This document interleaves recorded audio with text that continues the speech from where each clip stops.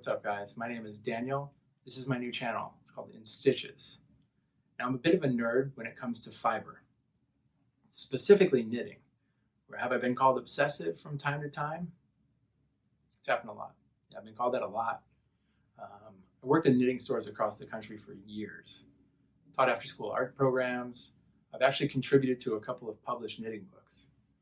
I personally consider knitting to be more of an art form. Ultimately, my goal here through your projects is to convince you of the same.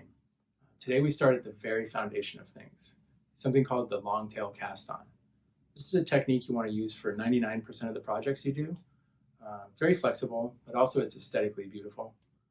It is a new technique, so slow it down, allow that muscle memory to build, and my feeling is that you're going to be knitting in no time. So let's get started. So what we have here are wool or yarn, a couple of needles, and 2 hands, which is all you need to get started. It's pretty cool. So as the name implies, the long tail cast on. We need to start with a long tail. How long? The general rule is that we do about 3 times the width of the project. So let's say we're making a scarf we want to be 12 inches wide. 3 times 12 is 36, so I'm just going to eyeball it. 3 times 12. And then for good measure, I'll do a couple more inches, right? Now to start, I'm going to just make a simple knot here. Make a loop. And pull the tail through. And tighten it, but not too much. So I have a knot. I'll grab 1 needle. I'm going to bring it up through there. And then, so I have 2 sides. I have the part that's attached to my ball here, and I have the part that's attached to the tail. The tail I'll keep to my right. The part attached to the ball is to the left. I will hold on to the part that's attached to the tail and just tighten up the knot a little bit, okay? Nice and snug, but not too tight that it doesn't slide easily on the needle. Okay, so I now have the 2 sides. I'm going to take my hand, in this case my left hand. I'm going to take these 2 fingers, right? I'm going to make a little pincher. The pincher is going to go in between these 2 legs, okay? My other 3 fingers, these ones, are going to grab the 2 strands of yarn behind what's going on elsewhere, right? Like so. They're holding on to there. The pinchers are here. Okay? Go back over. Now my pinchers are going to open up and make, for lack of a better term, a gun shape. Okay? I now have the needle with the stitch I'm holding on to, just for security. And then I have this shape. I'm going to take the needle and I'm going to bring it back and forth. Just get comfortable with this motion. And turn the hand up, back and forth. Okay? Now, once it's down in this position, that's our starting position. Nice and easy. Okay? Now we're ready to get started and to put our second stitch on the needle. I'm going to take the tip of this needle here. I'm going to trace it up my thumb, keeping contact with the thumb, until I have a bar over the needle. I'm going to take this pointer finger and I'm going to transfer up until I'm holding onto that bar. Okay? So from here to here. I'm then going to take the tip of this needle and I'm going to bring it around to the pointer finger. Again, keeping contact with the skin. I'm going to bring it under that bar. And I'm going to do the same thing I did before. I'm going to hold on to that next stitch.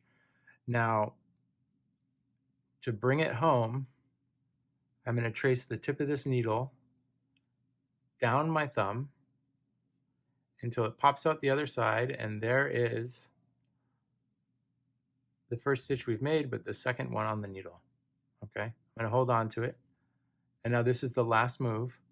I'm going to flex my thumb down, and I'm going to let that loop pop off my thumb. Okay, now I have the stitch on the needle. It just needs to be tightened up on the bottom.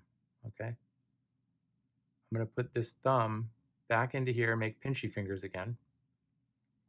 And then I'm gonna make that familiar gun-like shape. And then I'm gonna kind of jimmy it back and forth and just tighten up that stitch on the needle. Again, snug. Snug's the word. I've got my shape. I can go back and forth, go back down to here. And I'm just gonna add another stitch on the same way I did before. Same moves here for stitch number 3. Tip of the needle traces a line up the skin of my thumb. I'm going to hold on to that. I'm going to bring it around to the pointer finger and wrap it around this loop, tracing on the skin. Hold on to that. Then I'm going to take the tip. I'm going to trace it down the thumb until it pops out the other side with a new stitch. I'm going to hold on to it. I'm going to flex my thumb down until that pops off. And now we're cooking. Thumb goes through, make a shape, and we're ready to go. That's it. That's casting on in the long tail fashion. And I don't know, why don't we go and knock all of these off, because that's going to happen to some of you at first anyway. Do the whole thing over again. I suggest doing it 10, 15 times over again. But right now, we'll do it once more, and I'll go really quick just to get back to where we were. Before we do that, let's talk about one thing. We now know how to estimate our long tail length with the rule that we discussed earlier. And now that we've learned how to cast on stitches, we can talk about how many stitches we should add. In this case, our scarf is 12 inches wide. The easy way to do it is just keep on adding stitches until you think it looks like it's about 12 inches. The other way is a little nerdier, and it takes a tiny bit of math. First, grab your label. Voila. Never throw away your label. On the label and on all labels, it says how many stitches there are in 1 inch. In this case, it says 1.5. Sure you can see that. Okay. Since we're making a 12-inch wide scarf, you just multiply the 1.5 times 12, which equals 18. So we'll cast on 18 stitches on our needle. Again, a little nerdier, but pretty basic. Yes, now let's get to casting those on. I've cast on my 18 stitches. Boom, right? What I'm left with is this tail here, which is a nice size. I like having a decent sized tail because at the end you're going to weave that into your work. And if you leave it really short, it makes it tougher to work with and to weave it in proper. I do want it out of the way a little bit. So what I'm going to do is I'm going to kind of make a little, I'm going to tie it up a little bit. You can leave it hanging if you like. For me personally, I like to kind of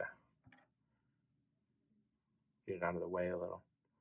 All right, so, okay, so, all right. So now that the tail's tied up, I've got my 18 stitches, and it's time to start knitting. So. Hey guys, you did it. Congratulations. You just learned the long tail cast on. Probably not the hardest thing in the world you've ever done. And to be honest with you, more or less, the most difficult technique in all of knitting. And next up, we have the knit stitch. And really, once you get a hang of that, it becomes a lot of fun. Hope you got a lot out of my video. I know I did in the process of making it. It was way harder than I would have expected. But like I said, I learned a lot. Yeah, please like me. Please subscribe me. Please share me. I'll work on the insanity and get a little better at this, work on your knitting, and we'll see you back here. All right, take care, guys.